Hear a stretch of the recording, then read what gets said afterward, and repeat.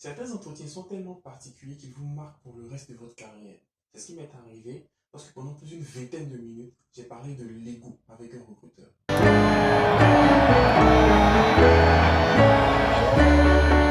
Bonjour, bonsoir, moi c'est Yann et je suis ingénieur logiciel. Alors aujourd'hui, l'histoire que je vais vous raconter, elle s'est déroulée un peu après le premier confinement lorsqu'à ma grande surprise, un recruteur m'a contacté pour un poste de développeur backend.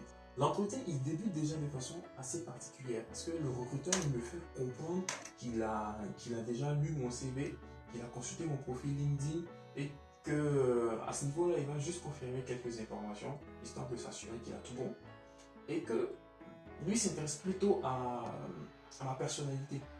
Et donc pour cela, il est plus intéressé par mes loisirs, par ce que je fais en dehors du boulot, qui je suis quand je suis pas au travail en fait. Je lui réponds donc que je suis fan de foot, fan de basket, un peu classique, mais je lui dis aussi que je suis fan de puzzle et fan de Lego, que j'ai énormément joué à ces jeux-là pendant que j'étais enfant.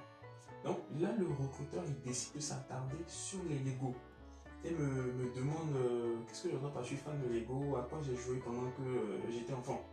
Du coup, je me mets à lui raconter toutes les histoires, tous les scénarios que plus jeune, avec mes amis, on inventait. Et je pense que je lui raconte tout ça avec tellement de passion, avec tellement de, je sais pas, de nostalgie, qu'il me laisse parler au bout de 10 minutes lorsqu'enfin je me tais.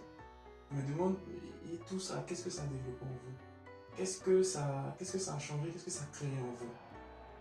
Cette question-là, elle ne m'avait jamais traversé l'esprit avant.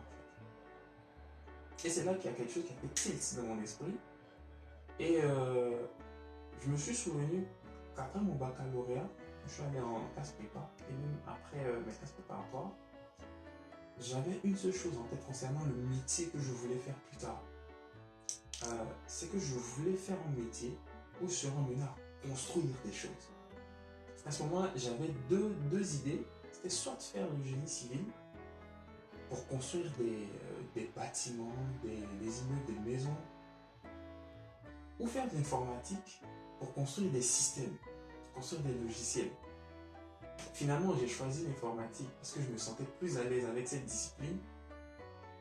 Mais cet entretien-là, il était pour moi une très belle expérience parce que, parce que ce recruteur-là, il m'a permis de comprendre l'attrait que j'avais pour l'informatique, l'attrait que j'avais pour la construction de systèmes, la construction de logiciels.